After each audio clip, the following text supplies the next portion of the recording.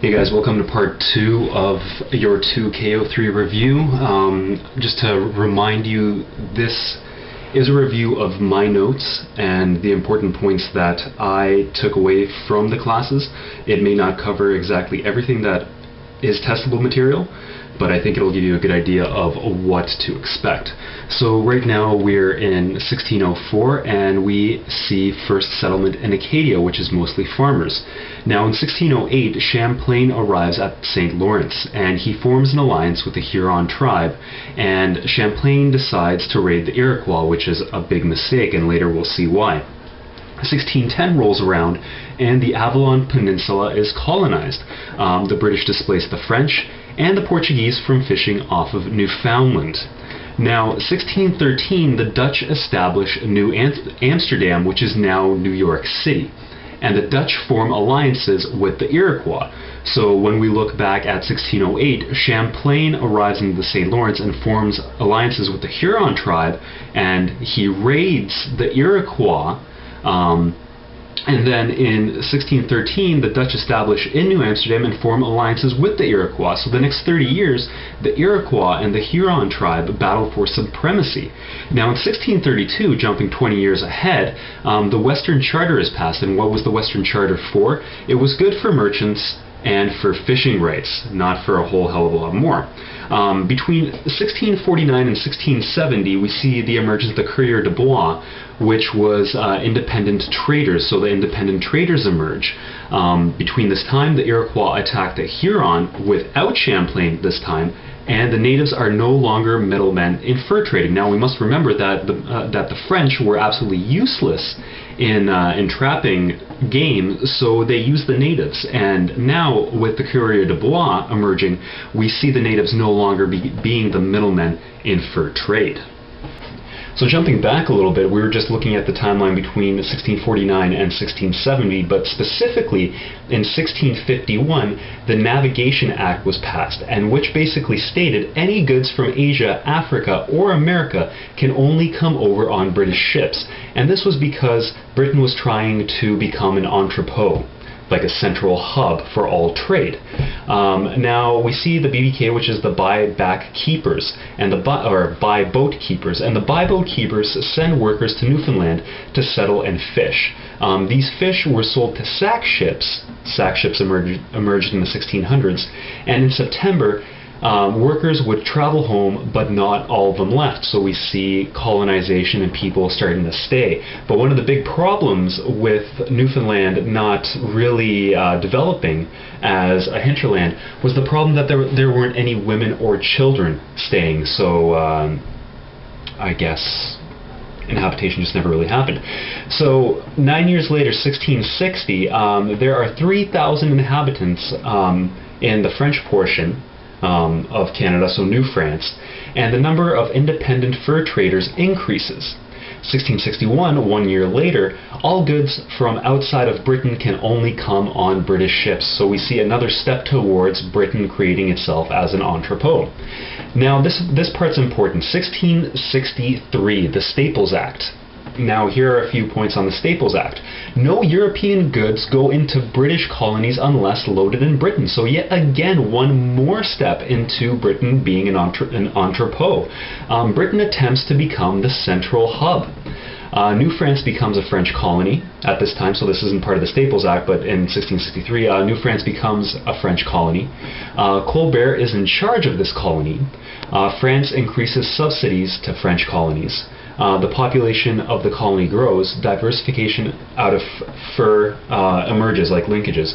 I believe that some of the incentives that France gave to the French colony was they would subsidize colonization in New France. So now between 1663 and 1713, the seigneurial system, which is a system of land allocation, which was long strips of land by the water, we see the emergence of the seigneurial system at this time. The number of seigneuries was small. So there wasn't a lot to it. There were long strips of land, and basically there was a central mill which was used for making flour out of the wheat that they had. In the 1700s, only 5% of the land was cleared in New France. One of the incentives was they had to clear land, but by this time only 5% was cleared. And jumping way ahead, just as a side note for now, in 1854 the seigneurial system fell and was gone, and later on we will see why it fell in 1854. So going back to the present time, 1670s, the British established HBC, which is the Hudson's Bay Company. Colbert declares all fur has to be sold to the king's representatives. The English set up trading posts, and the French don't like this. So, since the French don't like this, they set really high prices for fur. That way, all the traders want to sell to the French. This drives supply through the roof. If we look at a simple supply and demand graph, the higher the price, the more the producer wants to supply.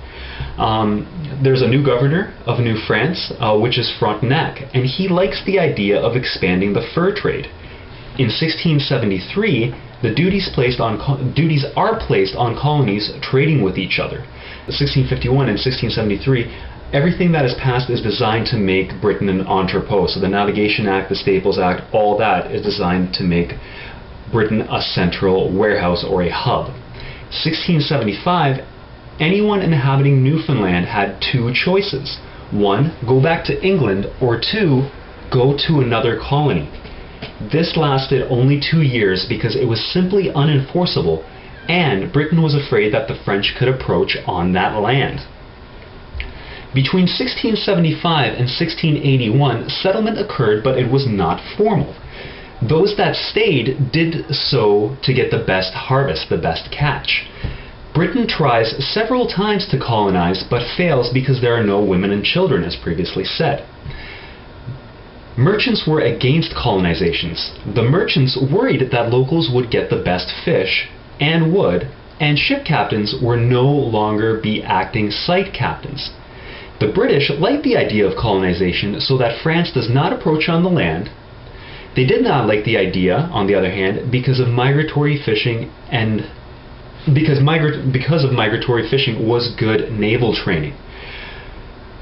They settled on a compromise on settlement that could not impose on fishing rights. So settlement was allowed as long as it did not impose on fishing rights. And naval captains would still be acting governors of the settlement.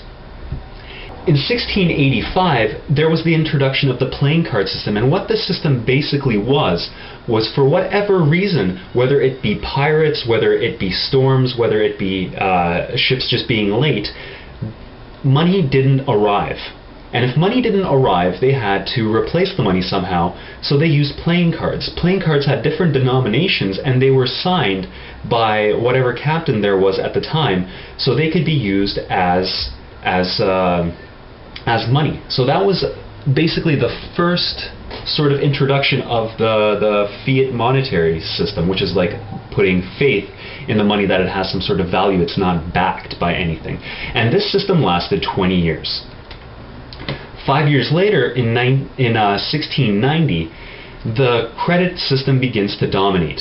Fur prices drop, and it springs the 10-year surplus of fur supply. Because so many people were supplying fur, the supply was just enormous, and they had a 10-year surplus. Government orders fur shacks to be closed, so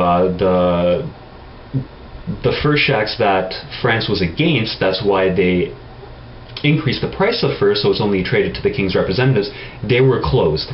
And independents start to trade with British, and this sparks the French Depression. So because France has a fur surplus, the traders still want to make their money, right? The trappers still want to make their money, so they start trading with the British.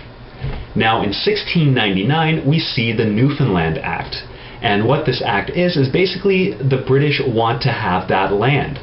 Settlement had not to, and one of the conditions of the Newfoundland Act was settlement had not to interfere with migratory fishing. So fishing rights and all the fishing traditions were number one at this time, because that was the major staple of export. It was the economic backbone of early Canada.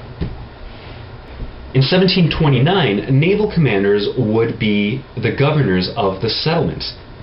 There was a local judicial system, but there was slow growth due to a few things.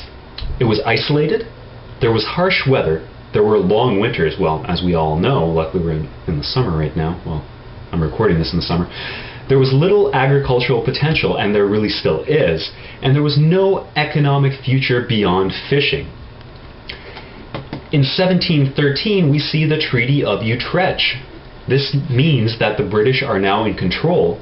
The British get rights over the Hudson's Bay area. The Brits tell the French to declare allegiance or leave Acadia, which Acadia is now Nova Scotia. The French start construction of Fort Louisbourg, and the British worry about this, but what the French ended up doing is just simply isolating themselves. So the non-French begin to move into Acadia, and population grows by 8,000 in a matter of 40 years. Now, Utrecht itself, the Treaty of Utrecht, it ends the war with Spain. The French give Acadia to the British, but keep Cape Breton. The French recognize Britain's claim over the Hudson's Bay territory, and the French recognize British claim to Newfoundland. So we have 4 important points. End war with Spanish. French give Acadia to the British, but the French keep Cape Breton. The French recognize HBC territory, and the French recognize Britain's claim to Newfoundland. So the same year, 1713, the French GDP doubles because of a 30 years of peace. So the French are not at war with anyone, right? And at this time, the GDP doubles. Shipping increases, the value of export increases, the trade balance improves. Fort Louisbourg trades with the West Indies. There's urbanization, and urbanization emerges with high immigration and high birth rate. Forward linkages emerge with diversification out of the staple. So jumping ahead to 1730, we see economic change. Newfoundland's population is 3,500. Fisheries expand. The French are excluded by the Treaty of Utrecht, which is good for Britain and for Newfoundland, and we see exploration of land. 15 years later, we see the War of the Austrian Succession spills over to North America. Halifax is founded, which was intended to be a military site, and things heat up when Acadians refuse to swear allegiance. Now, between the span of 1754 and 1763, there's only 2 main points. We see the French and Indian War, and the British conquer the French in Canada. It seems the French can't win anything. And specifically in 1755, the Acadians are expelled. It was important to get rid of the French for Britain. Now, between 1755 and 1763, we see the 6-Year War. The British wipe out France as commercial rivals. Yet again, the French can't win anything. New Englanders move into Acadia. We see the Plains of Abraham, important, and I think I will talk about the Plains of Abraham. We see Wolfe versus Montclair, and this is in the Plains of Abraham, and the British defeat the French. The French give up Montreal in 1760. Remember, French give up Montreal in 1760. In 1760, we see three groups of people in Newfoundland. We see merchants, we see boat keepers, we see workers. The merchants own the stores, they do the imports, and they extend credit. The boat keepers employ workers and buy provisions. The workers buy provisions from the boat keepers through fishing, and we see the barter economy with all of this. Now, the New Englanders bought food, lumber, molasses, and rum and traded for fish. Barter economy, they're trading. Trade relations develop with New Englanders, and Newfoundland becomes dependent on American supplies. Now, we'll get back to the Plains of Abraham a little later on. Now, 1763, we see the Treaty of Paris, which ends the war, and New France is turned over to Britain. Yet again, the French can't win anything. So, Plains of Abraham.